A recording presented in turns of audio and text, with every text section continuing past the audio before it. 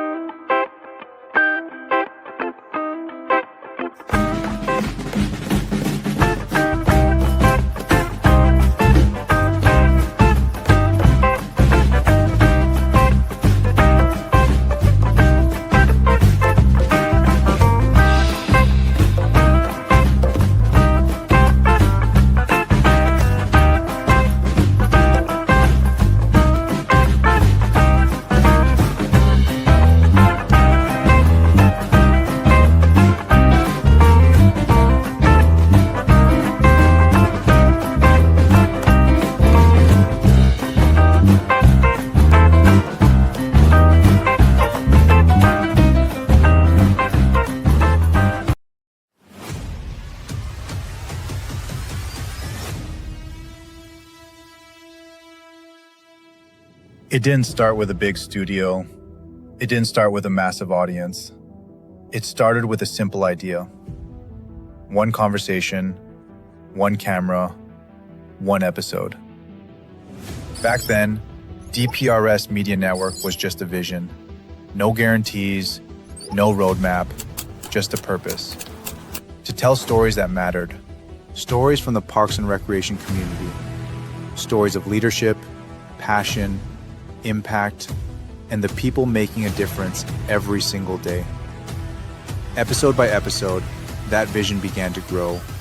More conversations, more voices, more people who believed in what we were building. What started as a show became something much bigger. A place where people felt seen. A place where ideas were shared. A place where the Parks and Rec community could connect, learn, and inspire one another. And today, we celebrate a major milestone. 500 episodes.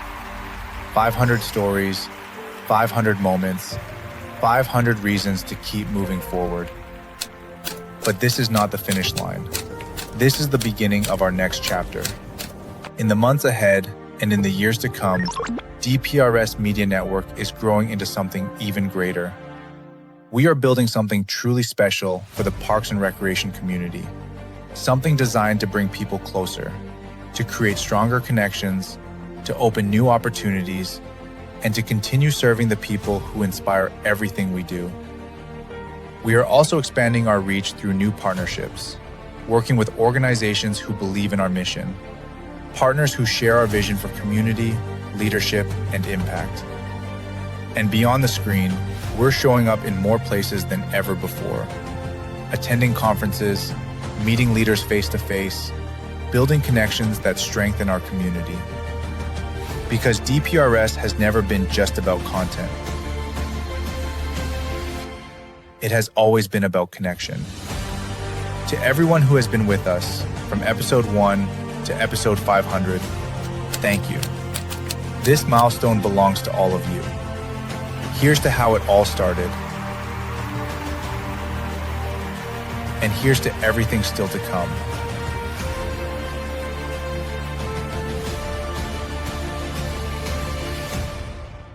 The future of DPRS Media Network starts now.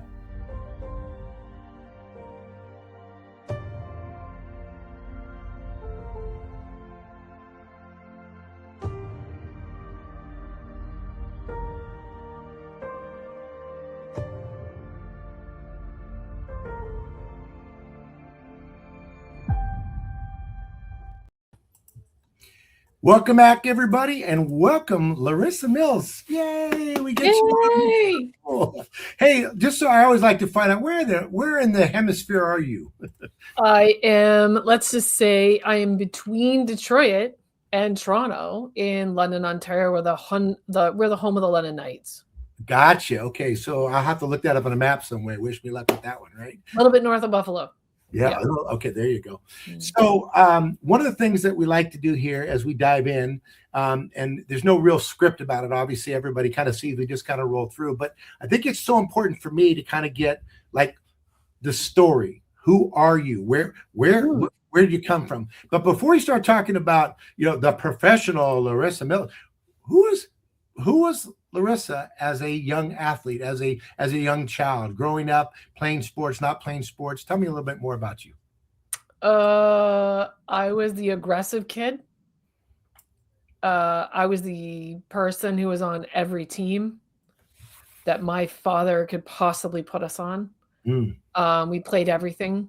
It did not matter. We played golf. I was horseback riding. We were volleyball, basketball, hockey, like you name it. He just put us in everything, right? And I had little brothers. So I think I grew up more of a tomboy and I became a pretty aggressive athlete.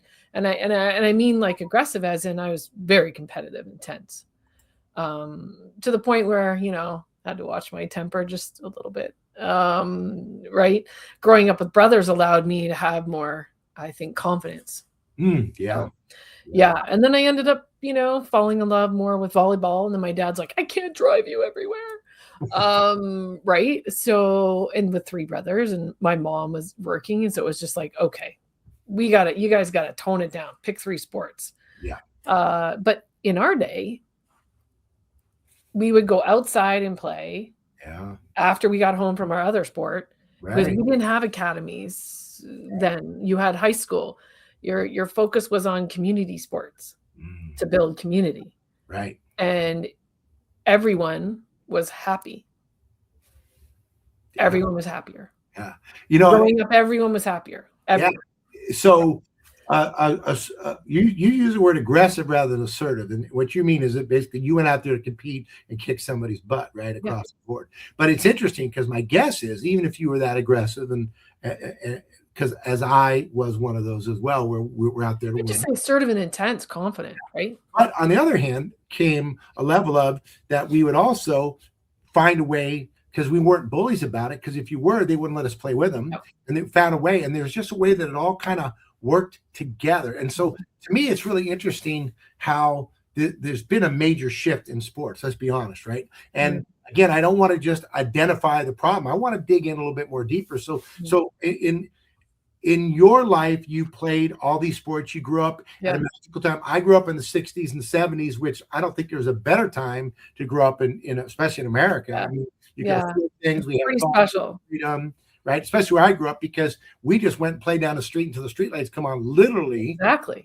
And then we even played after streetlights on, because anyway. So right, but there was so many. You use the word community. There were so many amazing life lessons that we learned, not in supervision with adults. Nope. You know what we did? We did this to start. We did this. Right. We did the ball thing. We did the toe thing. We didn't need adult supervision. Right. And we also figured out how right field's closed, pitcher's mound as good as first. We got creative. We improvised. We compromised. Yes. Right. How about that C word? Like about 20 years ago, when I started observing in my athletes, because I was a volleyball coach and I coached everything, track, rowing. And I started to see a shift in behavior. And I'm like, what is going on? Why aren't they focusing on me? Like, I'm the coach. Right. And I noticed around 2000, the Nokia phones came out. I'm like, well, not going to happen on my watch. So put them in a bag. Yeah. My teams won. They were focused. I taught them behavioral consequences. I taught that we had a high standard of behavior on my team. Yeah. And then I would equip them with mental skills. Right. So I think that's why we were pretty successful. And then we did that for a while, but we were very successful. And then more phones came in. And then I started to research how phones changed. It became an iPhone in 2007. Yeah. And then everything just went. Okay, but I don't want to go too far ahead, because so you went from playing, and then you went to coaching, and you didn't go to the mental performance component. You went to coaching, right? So how did you, and thank you for your service, literally, because I think, first of all, I feel like we need way more women coaching. I think it's such an, especially coaching on the girls' side. But so how did you transition from playing to coaching? And did you do that in the rec space? Did you do that in the high school space? How did that transition? I think because there were leadership programs at our school. I think I remember in high school, I became a high school coach through a leadership program right away. And then there was a mentorship program, and those are really vital roles for all children. It does not matter, because today's child, based on research, is much quieter, not as confident. They don't communicate as much. So these programs are vital for our kids to stay and play. And I hope that they remain. Then I think I did go to the US for volleyball and play, which was Canadian kids didn't get the chance to do that. And I was pretty short for volleyball. So I ended up like making a team, but they're like, are you a master's student? I'm like, yeah, I did my master's in education, behavior. How does the brain learn? Right. Okay. And they're like, you can't play. And they're like, I'm like, why? And they're like, your course load. Right. So I was like, oh, okay, great. Well, they're like, but we love you, so you can just come to our practices and just practice with us. I'm like, cool. Like, these girls were 6'4", and they're like, I brought a good energy. I made sure everyone was happy. If someone was sick, I was there at practice. But I think if you love the game, right, you love the game. Yeah. I don't care if I was playing to compete or playing to practice. Right. And we have to make that distinction in what we love. Right. Right. Yeah. And yet we also have to make the distinction, and we'll dig in deeper in a minute, of what we're doing with the kids, because I think the problem, in my opinion, and I would love to get more as we dig into this a little bit, is we're focusing so much on the result rather than the effort, that a lot of times they never learn even how to play the sport, because they're just learning about that other piece of it. So when you went, I'm just trying to bring up to speed, because you had a full life, now that you're 21 years old, and we've got to go through this process, right? So you played it, you coached it, you got very educated, nice, and then you started looking at the mental side of it. Now, whenever I hear that from people, because there's a lot of people out there that are spewing a lot of stuff. I know it's kind of like a big word now, but And it worries me. Simplify it for me and for the audience so we understand it, because I'm Jock, but mental performance, mental component, because first of all, obviously you're interested at a young age, and you can see as you went through in your competitive nature, and yet you can't teach competitive. No. You can inspire pieces, right? So how did you shift? Again, I'm just trying to follow the mouse. Essentially, I think I saw a behavioral crisis happening among kids, and they weren't able to communicate, cooperate, focus because they were on phones. And when kids are on phones 39,000 hours by 16, this is a crisis. This is not normal. Our bodies medically, and I work with studies from the Canadian, American, British, and Australian pediatric societies, and sitting still for the brain shuts it down and shuts it off. So if we're scrolling, essentially what we're doing is shrinking the hippocampus, which is our, in an NHL, when I work with some NHL players and teams, this is your forecheck, back check, bay check, right? This is the big one. Yeah. But in health-wise, we need this to dance, move, talk, and walk, right? Yeah. And every time you scroll, it takes a toll. Every time, whether it's a minute or 5 minutes, an hour, it doesn't matter. It shuts off your neurons and only your eyes are working. And so your hippocampus is your epicenter of your decision making. So if it's weak and small, you're going to be making a lot of mistakes, and you're not going to be aggression goes down in speed. So I started to see this pattern, and then I started to work with teams and athletes inadvertently. I was a special ed teacher and worked in behavior and education before, and I'm always was working with the most difficult kids, which is 90% of the time with the most 10% of the population, right?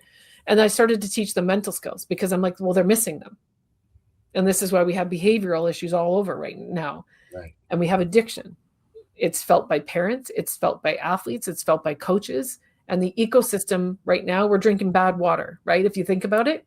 So I created programs to help equip parents, athletes, and coaches to fix your league, to fix your club, to fix your association, so that if we reduce behavioral issues, right?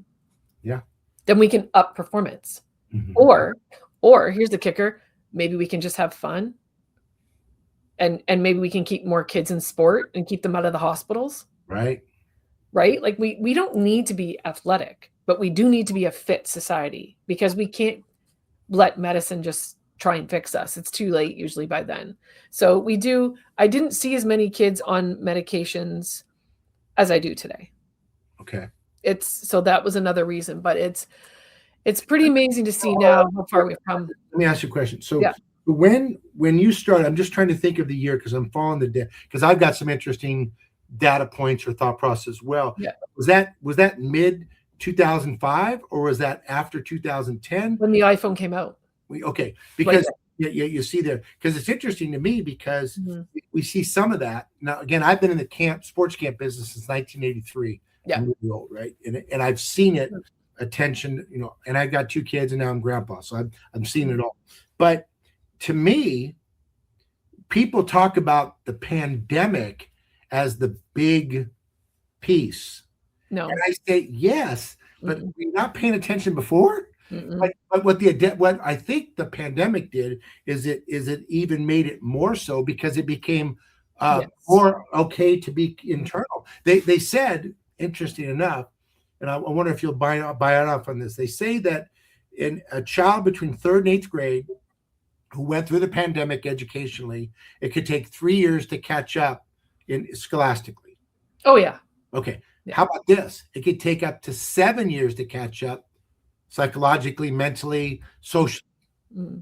But the kids that are participating in youth sports programs, it goes right back down to that 3 years, because of the life skills and the experiences and the things they're operating through it, right? So it makes sense to me, if we can find a way, And I believe that Parks and Rec is the best space to do it, because the focus there is, I talk to everybody in Parks and Rec. Number one goal, safety. We all agree. Number two is so much fun and development of skill that they want to keep playing the game. That's all we need. The rest will take care of itself, right? Yeah, it's been an amazing journey to watch youth sports, but also terrifying. Terrifying. I'm terrified.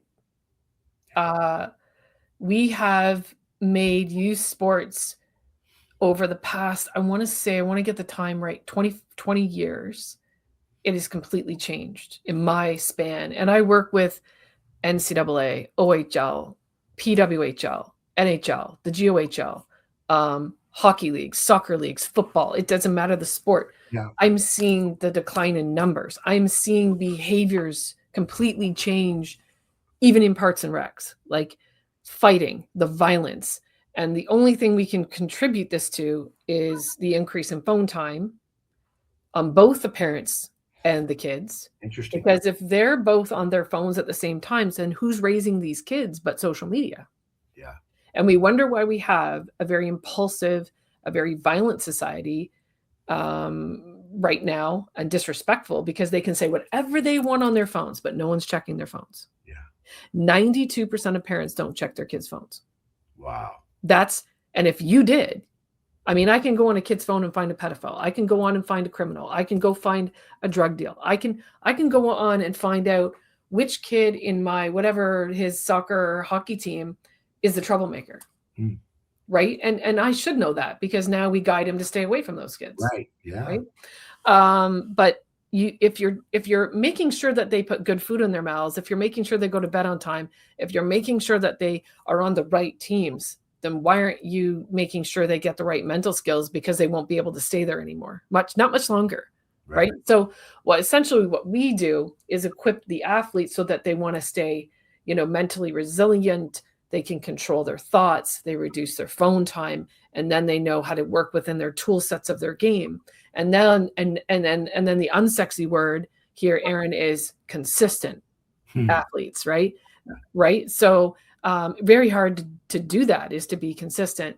So along the way, we have taken youth sports somehow, and it's become an outcome-based result instead of a daily 1% better every day, which we preach to our elite athletes. It's not about, can you be Sidney Crosby tomorrow?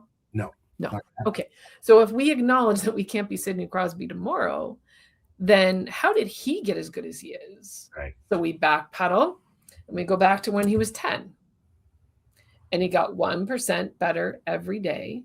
Right. To now you look at this incredible human leader and then hockey player, and you look at how long it's taken to build someone's skill sets like that. And we want everything instant today, because we get everything instant on our phone. That's exactly what I was going to say. Okay. Well, a couple things with the phone. The phone has made things instant, because even me, if I need an answer, I just speak to my phone. It gives me the answer, right? Instead of doing the work to do it, and across the board. But I want to go back to the social side, because for me, I remember the communities that I grew up in, the communities that my kids grew up in. And again, they grew up, my son was born in 01 and my daughter was in 03. You're looking at the timing, and they were still a little young through it. But the reality is there was still a village. There was still a community. When I grew up, there was immediate respect for police, for fire, for military, for Mr. across the board. Yeah. That has been taken away. And a lot of it is social media and the phones. So if that's the case, because the other part that really, I think the phones have really hurt student athletes, kids, and even parents across the board, is comparison. Because comparison becomes comparison kills in 2 seconds. It's a thief of joy. Because what happens is, instead of going out there and playing and having fun, they're thinking, well, I didn't do this. And the parent is going, well, why aren't you that? Well, you know why you're not that? Because that kid matured and has already hit puberty at 10 and is 6'4", and your kid is 5'7", and there's no armpit hair, right? I mean, there's just all these different factors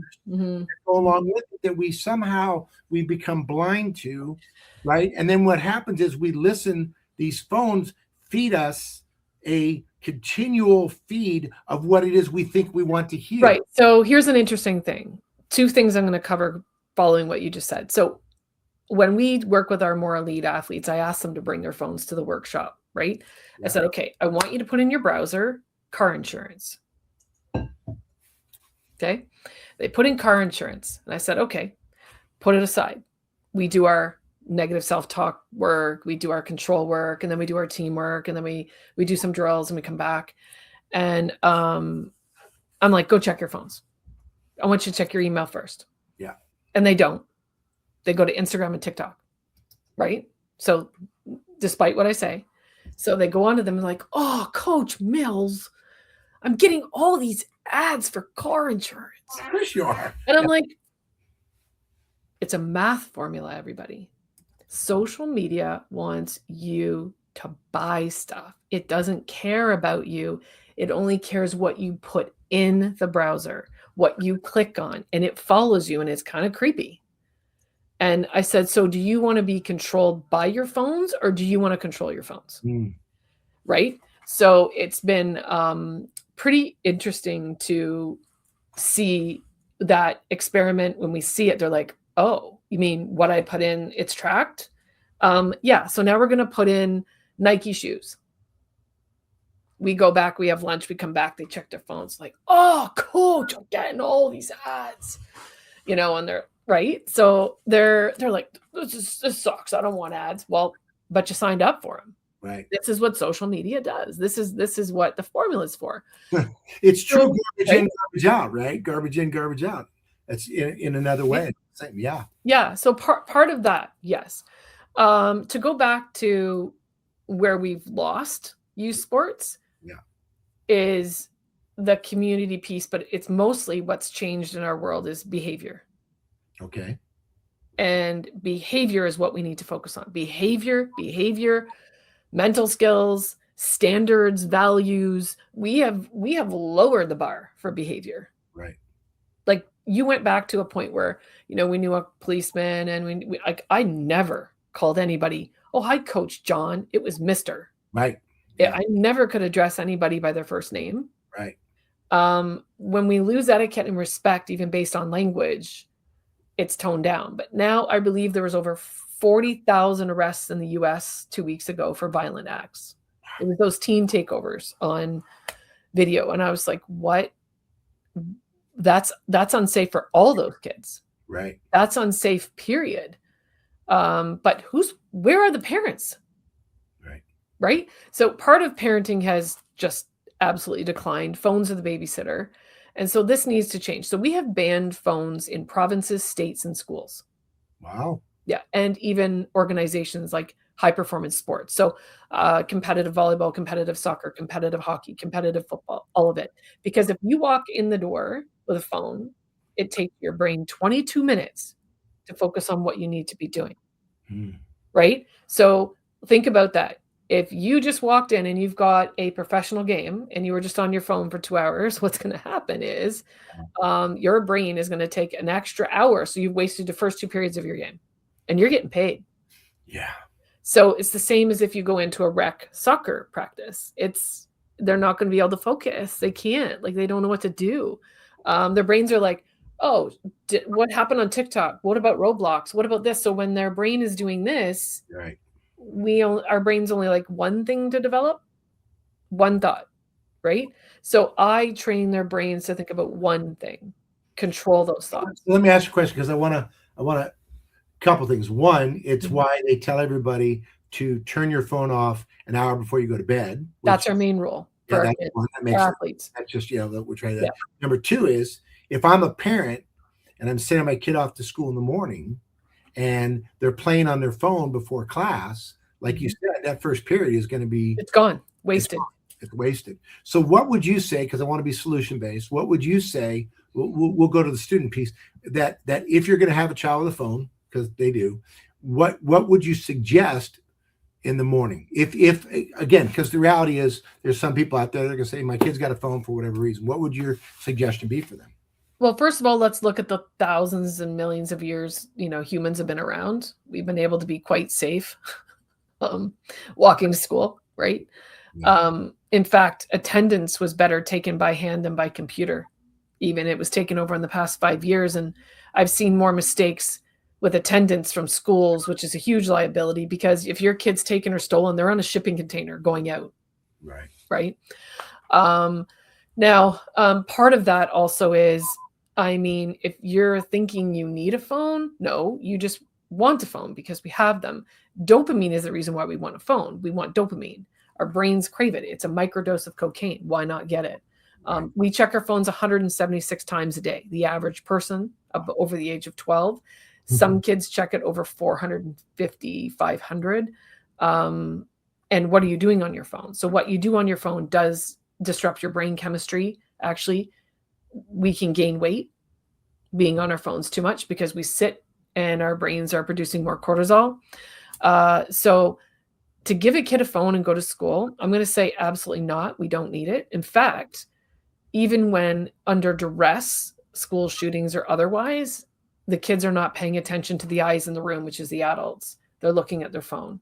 And that's vital. And I've been in a bomb threat and a gun threat, and I've been in there. And I can tell you the kids, they need to look right here at me. And we needed to know what room to go to. And what happened? A kid who wanted to go back, get his phone, he got locked out of a room.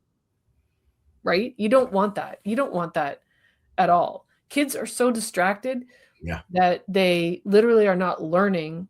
They're learning 35% less than they did 15 to 20 years ago. Wow. Like we have the first generation where the next generation coming up will not be as intelligent as their parents, which is very hard for me to swallow. Different. Okay, well, we're running up across the break. So what we're going to do, we're going to take a break. When we come back, we're going to talk a little bit more about maybe practical solutions. Even with coaches across the board, because to tie it together, the reality is phones are going to be phones. Kids are going to have phones. So what can we do to come up with some practical solutions that will make parents, coaches feel empowered across the board to do that? And so let's do that. We're going to take a 2-minute break. Thanks for staying with us. We'll see you guys in a couple minutes. They say it's Just Rec. Just Rec, where kids learn to try again. Just Rec, where confidence begins. Where teamwork, effort, and fun matter more than trophies. It's not about perfection. It's about participation. It's not Just Rec. It's where kids learn to love the game and themselves. It's Just Rec until they learn teamwork for life. It's Just Rec, but it's everything to them.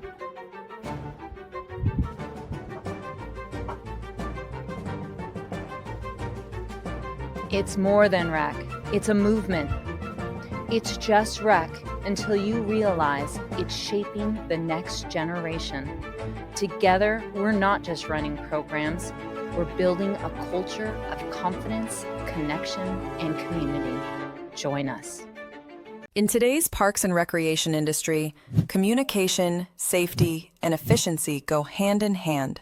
That's where Outdoor Link comes in, delivering smart technology that empowers city departments and community planners to do more, smarter.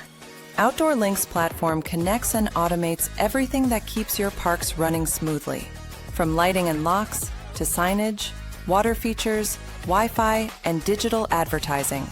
Control and schedule park lights for safety and energy savings. Remotely manage facility access. Coordinate fountains and splash pads. Provide public connectivity.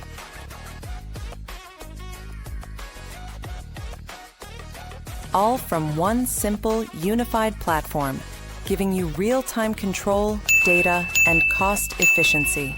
For parks and recreation agencies, that means safer spaces, smarter resource use, faster responses, and stronger community engagement.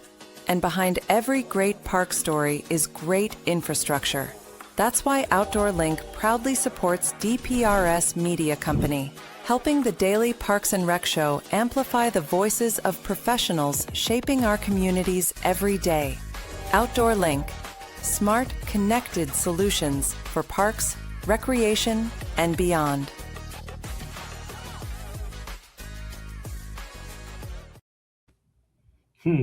Welcome back to the Youth Sports Mastery here with Larissa Mills. We're talking about the mental health, about the crisis that maybe not people are paying enough attention to, and maybe because they're on their phones. But we're also talking more about the phone use and the impact it has on athletes in real life. And look, I'm a parent.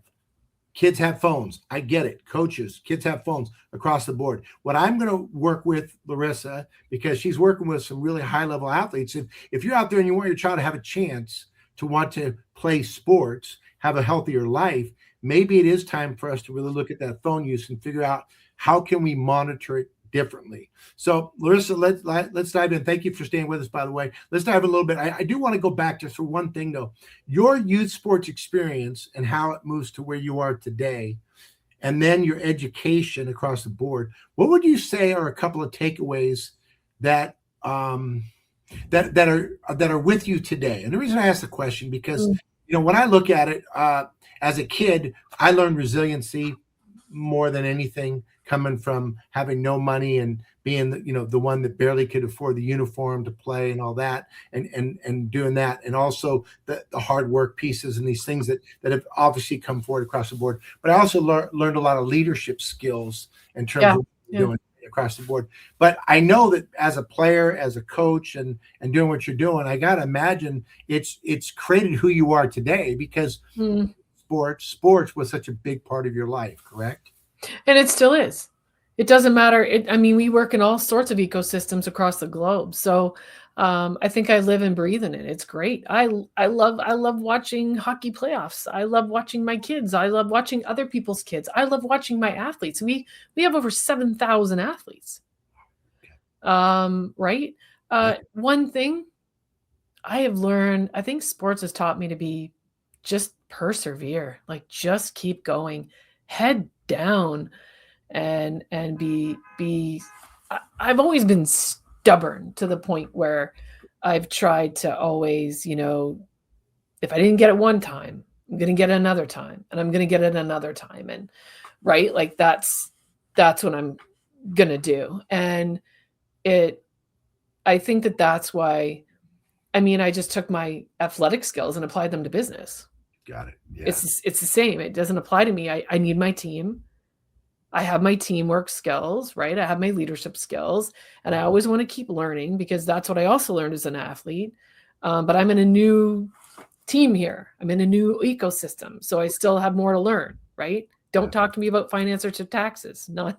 It's not you. Yeah, right. You're not my wheelhouse. You're not a setter. Right, but I think I've just learned perseverance, and I had breast cancer last year. Same thing. Wow. Perseverance, like head down every day, did not stop moving. In fact, I doubled my business with breast cancer. Wow. Because that's where I wanted to focus good energy, right? Yeah. Well, sorry you went through it, but glad you made through it. And you're not just a survivor, you're a thriver, which I love. Okay, let's talk about habits. So the reality is there's habits that are hurting performance.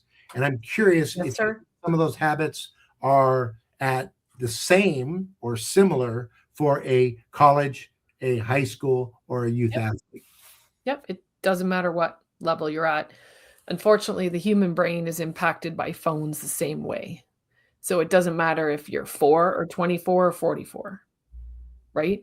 So essentially, some of the guidelines that we give our athletes, because we don't tell our athletes to take away their phones, right? We don't do that. And I can't do that, because a lot of us is virtual, or where I fly in, I do a workshop and I leave type.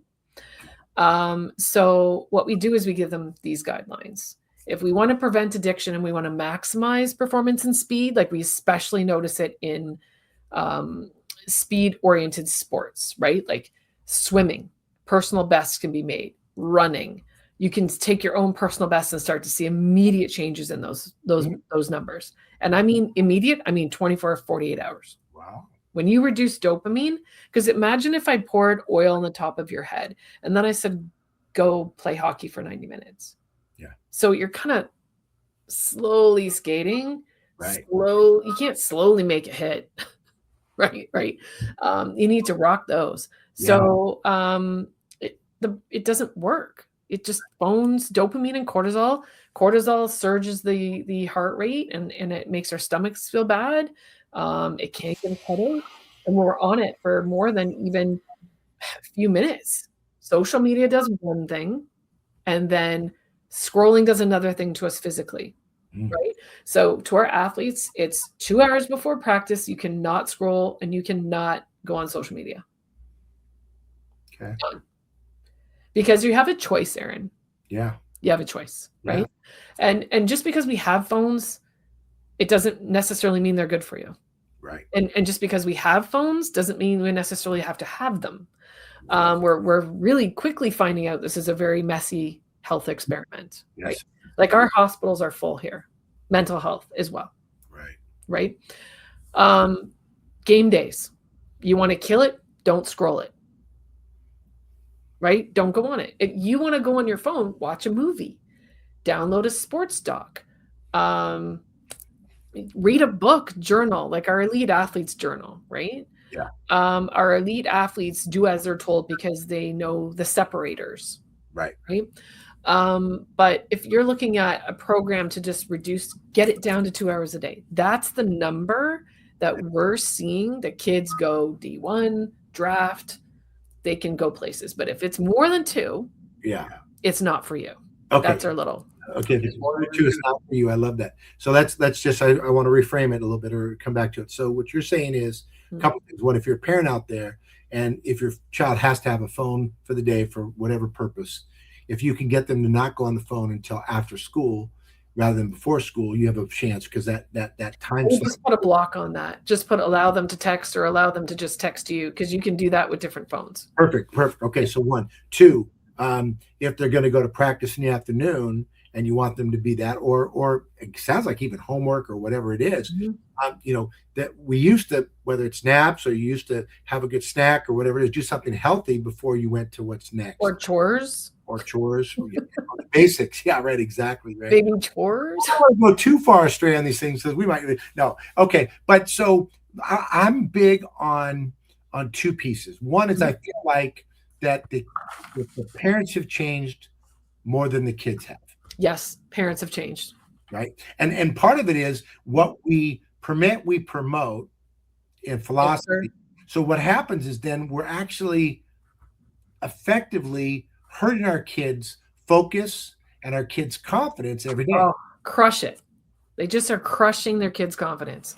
And they're crushing their kids' even potential to do well at sports by letting them on phones. In fact, the more competitive you are as a parent and you want your kids to be competitive, if you're giving them chicken fingers and fries, why are you giving them phone time?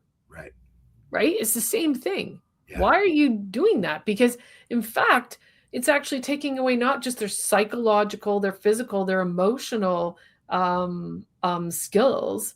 And I'm blown away by the amount of parents who will, let their kids scroll all the way to a game and they won't talk to them in the car. And I'm like, I talk to all 3 of my kids who are all older except for the one.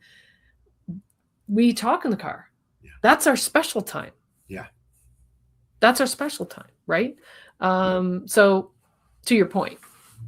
Well, it sounds like there's an interesting blend because obviously we can preach it, but I love the fact that we're saying, look, here's a unique problem that's not that unique anymore because everybody's got a phone.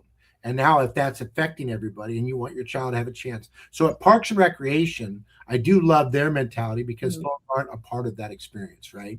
The reality is you put your phone in your bag. At our sports camps, of course, if they got a phone, they'll have it, but they have to stay in their backpack, right? So at least that's a good standard. Like setting standards for your leagues and associations. Like we put in phone policies for professionals, all the way down to rec. Right. And how do you implement that with parents? And why? Well, you know what? If you are raising your standard of behavior, then phones have got to go. Right. Phone. Okay. Phone. Yeah, I get it. Okay. Right. So what signs, if I'm a parent, a volunteer coach, whatever it is, and I'm coaching 10-year-olds, 12-year-olds, let's stay in the rec space there. What signs should I be looking for in terms of what you're saying? You said some of them, but if there's a way to see like the red flag. Oh, or be able to make it, because I feel like, everybody wants the edge. What's the edge? Well, you said The edge is being the most wired kid out there, the fastest, but how most resilient kid. Okay, right. So if that's the case, then give me some tangible, give these people the wonderful world of some tangibles that we can look for as yellow flags or red flags as to, hey, if this is going on, no wonder your kid can't fall asleep, because they're on their phone scrolling for 2 hours before bed, and then they're up till whatever, and they're tired in the morning, and then they're back on, and it's like you said, it's an addiction, right? Of course, right? Unfortunately, this generation has more addiction than any other time in human history, right? And it can be preventable.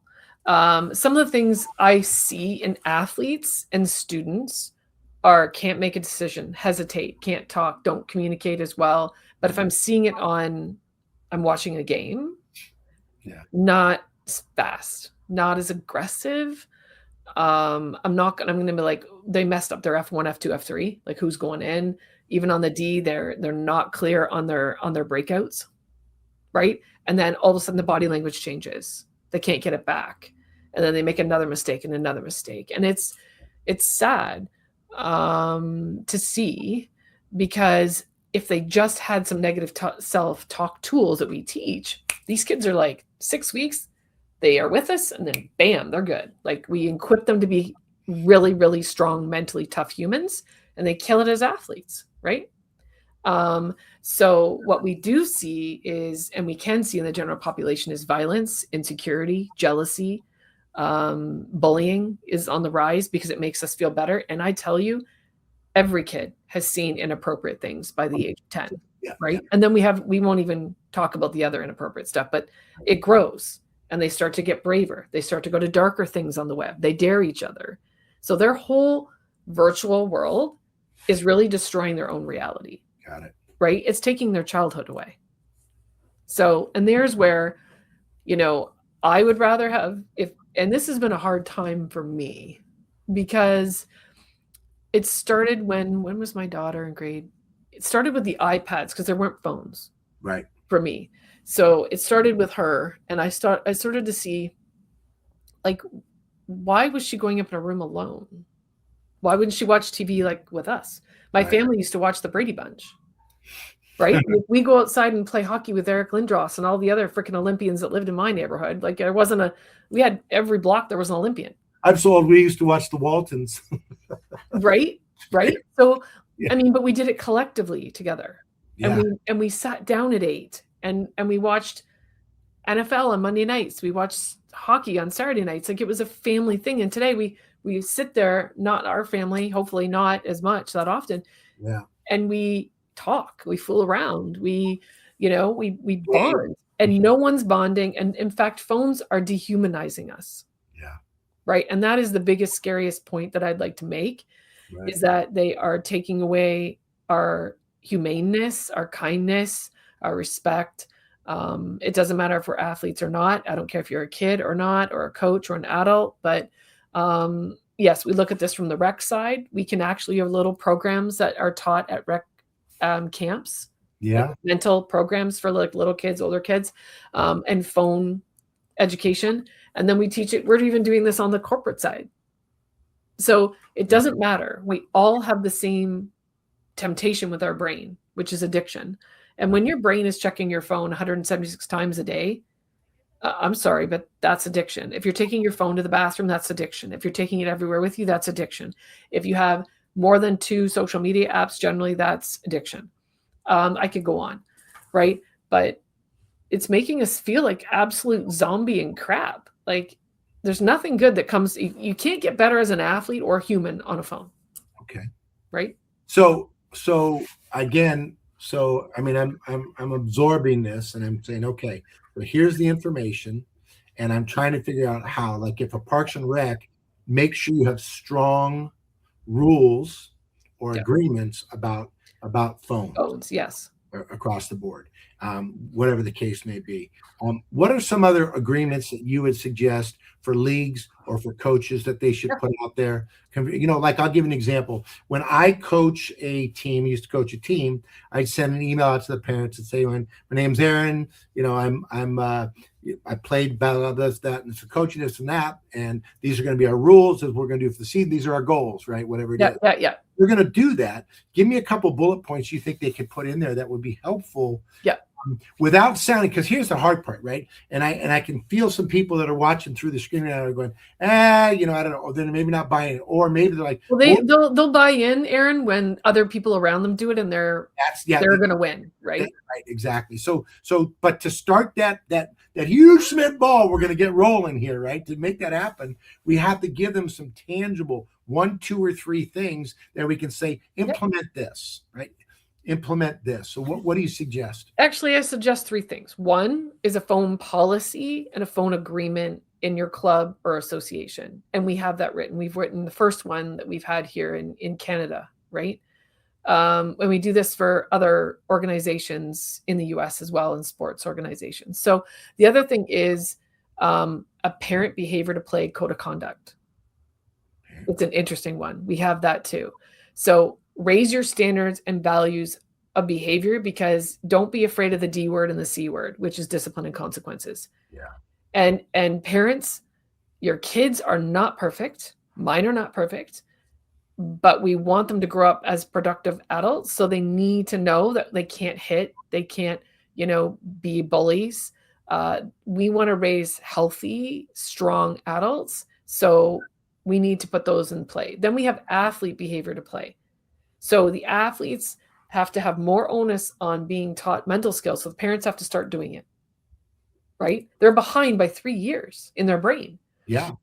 Right. Not just because of COVID. COVID just perpetuated what already existed. That's what I said. It just kind of said, oh, by the way, and here. Yeah. And it's a nice thing to point at and go, oh, that's a COVID thing. Well, it just slowed us down even more. We were already on our decline. We were actually really just peaking with TikTok, and during COVID, it really peaked. Yeah. Right. Yeah. So, what I would do is set your standards very high for behavior, and don't tolerate the behavior, because it's a privilege to play sports. It is. It's not a right. It's a privilege. And if we use that, then parents, who want their kids to play in these sports can help raise healthy kids who have, mental skills and etiquette and manners and values and cooperation and leadership and teamwork.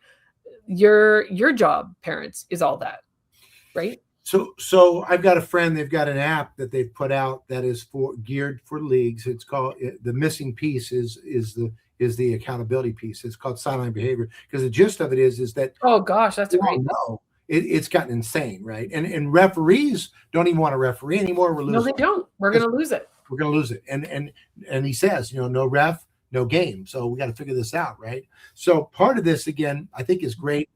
If I'm a league manager, I'm going to make sure that I have very strong agreements. I like agreements versus rules, but agreements that are going to go out. Because agreements are understanding, right, Aaron? Yes. Yeah. Agreements are not. We do this rather than this. I get that. So accountability. Yeah. Yeah. So one is culture and philosophy, right? Which is basically, this is a kid-centric program. We're focused on their love of the game, their enjoyment, their experience, their growth. Getting better each day, focus on the effort rather than the wins. If we can do that, that's the real win. Okay, then what, right? Right, because the kids that come out of that program will jump to competitive, and I want to say, because we work with a lot of competitive age groups and leagues, that 13 in Sweden, you're not allowed to single sport in Sweden or Norway until 13. So why is it that these little U8 and U9s and U10s are playing 67 freaking ball games, and you're getting them injured by the age of 11, and now they're burnt out and they don't want to play? So here's where the statistics say 70% leave at 13, 66% leave at 16. And right now I'm really worried for our development programs, both You guys have more money than us. We just got an infusement. I don't quite know how that 755 million is going to be divvied up, Right. but we have a third of the population as you too. But if you don't do this in terms of your growth, right, the bottom has to be a few million in Right. each sport. Now Canada has a silo effect, but you're also getting siloed. We are. And you know what's interesting? So a good family friend, Rick Barry, he blows my phone up, and he played obviously a Hall of Fame basketball player, but he says in Europe they will practice 4 days and play one day. Where in US they play 4 days and practice one day. It's like, how can you have development? Because if you're doing the same thing over and over again, all you're doing, Coach Wooden used to say, right, doesn't make perfect practice, and you have to get better each day. So again, we have to find a way. Here's the challenge I have, because a lot of the kids are there for one purpose. They want the dopamine, they want the fun, they want the joy. So what I've created is talk, teach, play. 3 minutes of verbal instruction maximum. Explain it to them, and let's go do it. 6 minutes of skill development with directions and corrections, and then 6 minutes of play. So 3, 6, 6, boom. That's it. I love that model. That's great, because the first 6 minutes don't even talk to them. Right. Right. Yeah. Like their brains are just mush. Yeah. So I let them run around, do their warm-ups, like a tag or a TV tag or whatever it might be, or on the ice or on the field, and then do a 3-minute instruction. Got it. Now they only have a 30-second window. So we did a 3-minute. We do a RSBQ, which is just a standard. You don't have to think about it. Warm up, kind of get their bodies, like you say, and then we. That's good. That's good. Okay, but again, if we can get them off their phones before that, we got even a better fighting chance, right? Right. Yeah. So if they're coming to play, if you're paying $10,000 a year for soccer and hockey, my teams, you don't have a phone 2 hours before practice with my team, because I can spot you. Yeah. Okay. Right. Like, I know you're not as fast. I know you're not together. I know, I can see all the signs. So really it's really easy once, like, our MGA coaches can walk into a rink or a soccer tournament and go, that's not our team. There's our team, because we can hear them. Yeah. And we can see them and their energy is there. And then, we kick everybody's butt, which is great. Well, and obviously winning is the best deodorant, but I love the fact that you're doing it the right way, because of development. I want to talk a little bit more about community, because I feel like the cities, we're in over 300 cities in the United States. Where are you again, did you say? Well, I'm currently in Northern California. That's what I thought. Yeah. 45 minutes north of the wine country of the Golden Gate Bridge. But yes, I know. I'm jealous. I'm jealous. I'm jealous. You're more than welcome to come out and hang out. But we have camps and clinics in Florida and Michigan and Texas. Yeah. Right? So, but what I'm finding, and it's all the same, which is interesting. But again, getting back to the mindset, if you're in Parks and Rec, because that's the community. Wherever I go, if they have a strong Parks and Rec and the kids are involved, like the guy said on my show not too long ago, he said, let's get them on the courts instead of the courtroom, right? Let's do that. So give me, just so I can give a few more, because we're going to run up against the clock here real quick, but we've got the agreements. We understand. It sounds like the parks doing this. We're good. So give me one more, because this is the last piece. How do we teach kids to self-manage? Because, when I go out there and we say you have to do this, I get it. But I feel like what I want is the buy-in from them to see that if they do, we hold these truths to become self-evident, right? And then they get the benefit from it. Right. So with our athletes, they're older, Aaron, maybe a little bit, but also I need the parent buy-in. Okay. Starts with the parent. And so we actually, as teams or clubs or associations, I get parent buy-in right away, because they want their kids off their phone too. They're seeing the flippantness at home, the curt, right? So we send a little handout home and we give them the top 10 phone strategies and tips. Okay. But really where I get the buy-in is, don't believe me. Try it. See how you feel in your next game. I dare you. I used to say, take it away. Phones take away. It didn't work 15 years ago. And then as soon as I showed them what it does to their brain and to their and to their speed and to their power, and it's sabotaging their game, they stopped. They manage it much better, right? Because they want it. Because that's what I tell everybody. If we want it more than the kid wants, it's a struggle. Okay, look, we're running against the clock, so I want to do one more thing. Yeah.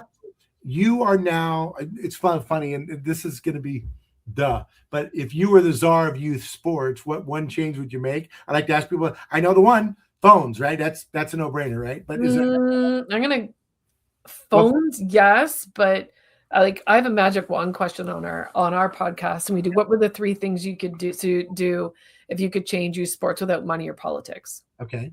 And I would, number 1, hands down, change behavior and leadership. Interesting. Mm-hmm. And when you say that, meaning more focused on the journey rather than the destination. Is that a fair assessment? Just even leadership executive boards where people are using them as power, not as active members. They just want to hold their seats. You're wasting our time. Get out of the way. Yeah, get it. But they won't, because generally the 3 or 4 that won't move on every board, I mean, I'm going to be very blunt here, need to go. And they're the ones that we really need to go, because we need the votes in and the mandates to fix behavior. And I think mandates will also help behavior. So if you don't want to change your sport ecosystem, then get out of the way, because I mean, you're going to let the chaos just continue. Right. Fine. And decline in participation and everything. And then you lose funding when you do that, right? And then you're screwed. Okay. Right. All right. So I can already tell, because I've gotten a few messages through Facebook of people, she's awesome. How? So they want to know, how do they get in touch with you? What do they do? So thanks for that. So there's a few things. You can go check out our website, mentalgameacademy.com. Mentalgameacademy.com. Okay. Yep. And you can email us, mentalgameacademy@gmail.com. That's our support one. I think that, I'm not really good at that. And then, of course, I mean, if you want to connect and us to do behavioral performance with you, like if you're an elite team, we can actually help you, then book a discovery call. Or if you want our programs for your teams or athletes, like we work with different Olympic programs, we can help redesign the phone and digital components of those cognitive performance programs. And then we have young, cute stuff, little programs for, right. Like they just learn their basic fundamental skills, right? I would love it if somebody is interested and not sure where to go, if they jumped on LinkedIn, connected, and sent a message and said, hey, you know what I'm interested in is just shoot me a message. Park and Rec director, and I need some phone information or help to do that. I think that would be phenomenal to do that. So yeah. And we're all over. We're in the US, we're everywhere. We're here, we're in Europe. So and we're growing, because unless behavior changes, we keep growing. Absolutely. Okay. All right. Well, Larissa, thank you so much. Thank you, Aaron. High five. I'm looking forward to circling back 6 months or a year from now and going, look what's changed. We've had an impact across the board. For you out there with parent, whoever it is, remember, your goal every day is to help kids fall in love with playing, where they want to continue to play. It's such a big, important piece. And every time the kids are out there, just remind them to play hard and have fun, and it'll be their journey and good things will happen. Thanks, everybody. We'll see you next week. Thanks, Larissa. Be well. Thank you. In the parks and recreation industry, attention is limited, but influence is everything. Every day, thousands of parks and recreation professionals make critical decisions. Decisions on infrastructure, programs, technology, and vendors. The question is your brand part of that conversation? DPRS Media Network was built to answer that question. We are a dedicated media ecosystem focused exclusively on the parks and recreation industry in the United States. Through a network of daily and weekly shows, we inform, connect, and influence this audience. Our distribution spans multiple platforms: LinkedIn, Facebook, YouTube, X, Instagram, plus email campaigns, newsletters, podcasts, and live event coverage. This is not a single-channel strategy. It is a multi-platform media engine. Today, our network reaches over 214,000 connections, including 51,000 on LinkedIn, 64,000 on Facebook, nearly 40,000 email subscribers, and thousands more across podcast and social platforms. While some audiences overlap, our true value is not just reach, it is relevance. We speak directly to parks and recreation directors, program managers, and industry leaders. An audience that is highly targeted and and actively engaged. Through DPRS Media Network, your brand integrates seamlessly into this ecosystem. Through sponsored show segments, targeted advertisement placements, podcast features, and host-read promotions, even custom-branded content. Not as interruptions, but as part of the conversation. And we don't just operate online. We attend over 15 major parks and recreation conventions each year, reaching more than 24,000 professionals in person. Through live shows, interviews, and on-site media coverage, we position our partners at the center of the industry. Every piece of content we produce is amplified across our entire network. Multiple shows, multiple hosts, multiple platforms. Your message doesn't appear once, it multiplies. This is more than advertising. It is strategic positioning within a trusted media network built specifically for the parks and recreation industry. If your goal is to reach decision makers, build credibility, and stay top of mind, then it's time to partner with DPRS Media Network. Apply for partnership or sponsorship today. Let's position your brand where the industry is already paying attention. Are you a vendor, brand, or service provider ready to connect with the heartbeat of local communities? At DPRS Media Co., we tell the stories shaping parks and recreation across America. Through podcasts, live streams, videos, and newsletters, we reach frontline leaders, city directors, and decision makers every single week. From youth sports and facilities to programming and policy, our audience is your audience. Sponsoring or partnering with DPRS Media Co. puts your brand in front of the professionals who build, budget, and buy for their communities. Launching a new product, growing your presence in public spaces, targeting cities, counties, or departments, DPRS is your trusted media partner. Whether you're in software, turf, aquatics, robotics, smart cities, or special events, partnering with DPRS puts your brand in the story. With commercials, interviews, social campaigns, newsletters, and live shows, we're your media team. Partner with us and grow your impact in the $200 billion parks and rec industry. DPRS Media Co. Stories that move parks and rec forward. Your audience is here. Let's meet them.